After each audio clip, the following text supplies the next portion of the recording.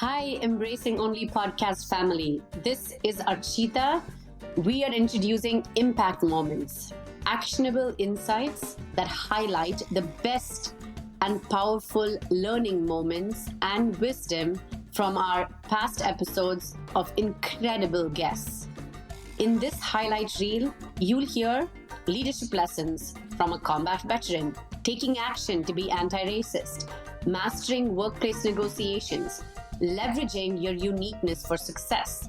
We'll take a topic and break it down in a short, snappy episode. So click on the link in the show notes to continue listening to these impact moments with our amazing guests.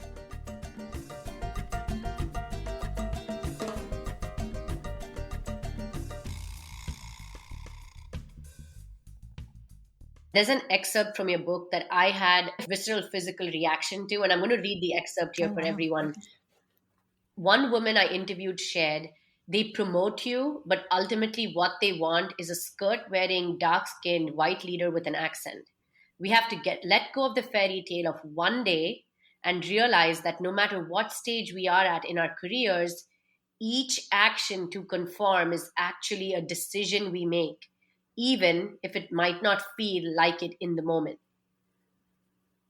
I really want to say that last sentence again because each action to conform is a decision we make. And I see this play out so often when you're like lifted up, you're given a voice, and then you choose to exercise it. And when you do choose to exercise it out of the status quo, it's quashed. And then when you see that happen a few times, you're like, I'm going to conform. It's just, we do this in different spaces. So Deepa, how can we encourage the first, the few, the only to step into their onlyness and find power in that and exercise action to shift this dynamic? Yeah, so that statement, and it's funny, the entire book, there's like five or six themes in the book that probably could have been the entire book. One of the themes or the titles could have been just conforming. So the biggest challenge I found with the women of color I interviewed, and I interviewed a lot of senior women. I did skew a little bit more senior because I wanted to see once you got to the seat, did your philosophy change? What happened? And the challenge I found over and over again is so many of the senior women in particular felt like I will adapt or edit myself as I'm rising. Maybe I'll conform in certain ways. Maybe I'll, mute my voice in certain ways. But once I get to the seat, once I get to the table, right, I will do it my own way. And the challenge was over and over and over again. I heard once they got to the seat, there was actually more pressure to conform, more pressure to toe the line, more pressure to get along. One, because you had done it for so long, so you couldn't just flip who you were. There was just an expectation of and an identity you had established. Second, because there was more expectation that you were going to kind of become part of the company values, right? That you would not actually all of a sudden speak up. And that was true even in situations of racism or outright, challenges. A lot of the book is really understanding. I'm not telling women to be their authentic selves in every situation. I think books like that are sometimes not very helpful. But it is this concept that we have agency and that you can decide. And I usually tell women that I work with, like there may only be 6 or 10 things you're not willing to compromise on, but like really be thoughtful about what those things are. Sit down, write a list, and then really hold fast to what those look like. Most of us, and you said it in the opening, Archita, most of us are not aware of how much indoctrination we get from the outside, whether it's our families, whether it's society, whether it's news. And those messages we get really do, unconsciously and consciously make us conform and edit ourselves and erase parts of ourselves, especially for women of color, especially for a lot of the immigrant women in particular that I met. That was like one of the biggest challenges for them. And so I think part of this work is really understanding, what do I believe for myself? What do I hold true? What has been taught to me? What can I put aside? And then being really thoughtful in workspaces, like what are you really not willing to compromise on? And how do you find ways to hold that ground in ways that are palatable, right? I don't think you can pick a fight every single time, but there are ways you can say, this is really important to me and I'm going to hold on to that. I think what you're saying is so powerful. And I had a pretty aggressive reaction to this comment as well. And it brought back this moment for me.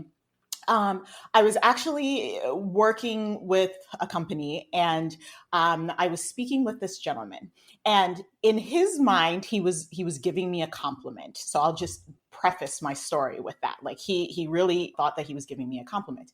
And we started to get into a little bit about his son. And he started to tell me how he had to move because his son had fallen in with the wrong crowd. And he was part of this predominantly Black group. And, you know, there are these terrible parts of Black culture that kind of corrupted his son. And so I'm like, oh, wow. Okay, here we go. So, you know, I'm starting to think, where is this going? Well, fast forward, this went on for about 20 minutes. I'll spare you the drama of the conversation. But at the end, he was like, I just wish more Black people would conform. I mean, look at you. You're just doing so well. And I just wish other Black people would conform. And in my mind, I wanted to shoot lasers and explode his head at this moment. So now I'm suppressing this very angry response that I'm having to him. But when I calmed down and as I started to share this story with other people in my circle who are Black, I started to question myself. And I started to say to myself, what have I done to make him feel comfortable in saying these things to me? How have I conformed so deeply that it would make someone feel comfortable to attack my race, essentially, with the thought that I would agree with them? So this conforming, I mean, we do it subconsciously, sometimes in very dramatic ways and sometimes in very little ways. I'm sorry that happened to you, you know, and I can just feel the weight as you're describing it. And I know many women have stories like that, right? It's unfortunately more common than we like to admit, even if we don't talk about. I think the other part of what you're sharing that is fascinating to me is the fact that you go right to you, right? Part of why I wrote the book. And I hope this theme is throughout. And actually, I know this now. I mean, the book has been out for a little bit, and the feedback I'm getting from women is that they do feel seen, right? That they can find ways to release themselves when they see the words on the page. But my my simple reason for writing it is I wanted more women of color to know it's not them, right? And in that moment, what you went to, like, is it me, is so common. We all go there, and everyone, whatever the indiscretion is, whether it is a microaggression, meaning on the smaller scale, or whether it's overt racism, so many of the women of color, including myself, will go to, like, what did I do to cause that? What did I do to open the door for him to say that, right? There's a story in the book where I talk about a woman who gets feedback that she's attractive and that she can't be smart and pretty at the same time. And she's like, where did that come from? Like, why is he talking? So we all go through that. I think that's what's fascinating. And I guess my advice to women, my advice to you would be, you know, that's really about them. And I know in the moment we think it's us and we have to, you know, take responsibility for some parts of it, but we don't. And that's part of, I think, what this work is that if we end up in those moments feeling it is us, I think it does take power from us. And I think it's okay to put boundaries up, right? Shields up, whatever you want to call it for yourself. But to realize, like, that's really about how they grew up. That's really about what they're thinking. Like, there's nothing you did to become a beacon for words like that. And they might take that same, you know, conversation and take it elsewhere, regardless of who you are. And so, but that is hard learned. And in the moment, I think we all feel very personally responsible. And that's part of what's challenging about this kind of work, I think. And a lot of women of color feel responsible in those moments. Yes, this was a powerful section for me as well. I'm going to say this 1,000 times, I feel like, because every time I turn the page, I was like, oh my God. So forgive me for saying that. No, I appreciate like hearing that, right? Because it's still new. So I'm just beginning to hear the stories. So thank you. Yes, it's a little bit lengthy, but I think the context is important here as we talk about how these feelings not only affect how we see ourselves, but how it's affecting our health, right? So in this section, it's in the section of the book that's called The Price Our Minds and Bodies Pay. And you say, when women of color stuff down the pain and frustration that come from unfair practices at work, it sets them up for a huge struggle, pushing them to work too hard to live up to their employer's expectations, along with their own. In fact, there's a growing opinion that beyond high levels of stress, women of color are masking significant trauma at work. This trauma comes from feeling on guard because of racism, never believing we fully belong anywhere, and not feeling a sense of psychological safety.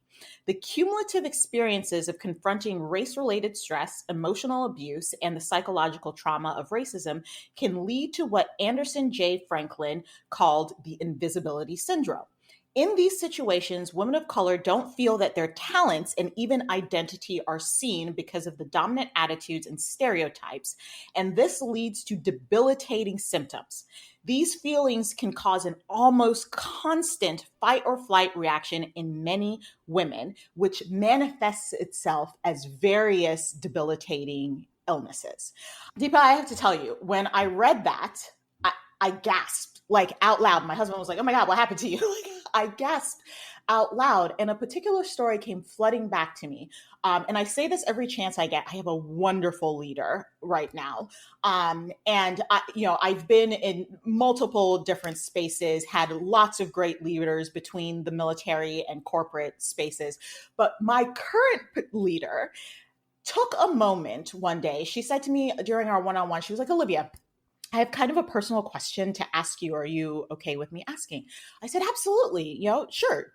Fire. I'm an open book." And she said, "I notice you get tapped for a lot of things. People ask you to come speak. People ask you your opinion on different topics. People ask you to write different, blogs on, race or being a woman, a Black woman in a corporate space, a Black woman leader." She's like, "Do you want to do these things? Or are you doing it because you feel like you have to because you're one of the few Black leaders that we have?" Deepa, I literally ask Archita, I am not one to cry. That's not my thing. I started to cry and then I was so embarrassed that I was crying.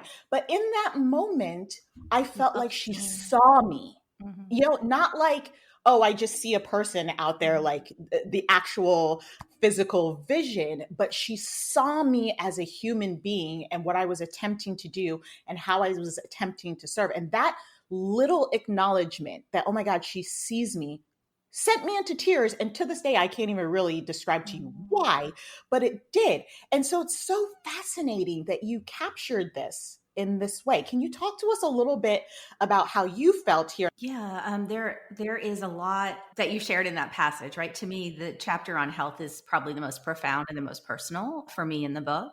I had my own health challenges as I was leaving my career. So part of, my own coming to this work was a little bit of trying to get healthier and figure out what was happening for me and meeting a lot of spiritual healers and other people who kind of gave me a different way of looking at things. I think a lot of what I'm talking about there, and more than even the invisibility syndrome. So for me, what's interesting is more the invisible sort of conundrum that a lot of women of color find themselves in, right? So in certain situations, they are invisible, not seen. And yet, yours is a perfect example. In that moment, you're also being asked to do all of these things. And there were so many stories when I interviewed the 500 women of color of them being asked to do all these extra things that were outside of the job that they were hired to do. And yet at the same time, none of who they are or what they bring to work or what their experiences are home are being acknowledged. So that challenge between feeling so invisible in parts of your life and who you are and at your core and literally your outside home life, right? That was really what kept coming up for a lot of the women of color. My life at home is completely different than my life at work, not just in that I'm a mom and I'm taking care of things. It's fundamentally different in the languages I speak and what I eat and all of those things. There's no space for that in the corporate setting. It's overwhelming for a lot of women of color. And the number one most surprising thing that I found in my research was that most of the women of color I met were sick. So 2 out of 3 of the women of color I interviewed were ill. And I call them mysterious illnesses, right? They were not cancer diagnoses. They were not things that doctors could understand. They were these smaller things that grew over time. So skin rashes, headaches, migraines, heart palpitations, a lot of fertility issues, adrenal fatigue, things that a lot of doctors could dismiss for a little while, but these women were suffering and the issues were mounting. It's similar to what happened to me. I started with a few symptoms and then 15 doctors later, 3 years of mounting symptoms, we finally got a diagnosis. And so I think a lot of that happens when you are not seen and heard, right? When your voice is muted, when you are not your full self and when you're masking or covering. And so I think a lot of it is very related. And I think that the more we hide ourselves, I think the more it comes out in different ways, right? And I've only gotten to that place after going through a really hard time. which is also, I think, I'll just end this in Archita. I'm sure you have lots of thoughts, but there's like 7 things in what you shared, Olivia. So that's why it's hard to answer exactly one part of it. But I think that part of what we don't understand is the toll that it takes on us, right? Personally, the toll that it takes on our bodies. And that sometimes if you don't actually listen, your body will find other ways to manifest that you need to get out, that you need to take care of yourself. And then I think there's also this really important message in what you're saying that I think a lot of people are talking about being burnt out, but we're in a moment where we need to talk about trauma for women of color in a very different way. And that is a very different context. And a lot of the women of color I met, whether they were Black or brown or, didn't necessarily even identify, by skin color, were white passing women, but, challenged with language or other things that made them fit into what they felt like was more of a minority space. I think a lot of what we're talking about is finding your voice, finding who you are, is really being seen in a very different way than what you have historically seen. And in this moment where you can acknowledge racism, a lot of us are feeling it in our bodies in a different way. Like we have, for many of us, been told racism doesn't exist. And so it's one thing to kind of put it at bay. And now that everyone's saying, yes, it actually is happening at work, it is manifesting for a lot of women of color in a very different way. And that's what the physical, I think, symptoms are also about. Once you feel something in your body, I met with a lot of doctors, there's a different process that you go through. Like your body actually starts to allow yourself to manifest those symptoms, to start to process it. And until you get it out of your body, that's kind of what happens to you. So there is a lot there in what you unpack, but those are some of my initial thoughts.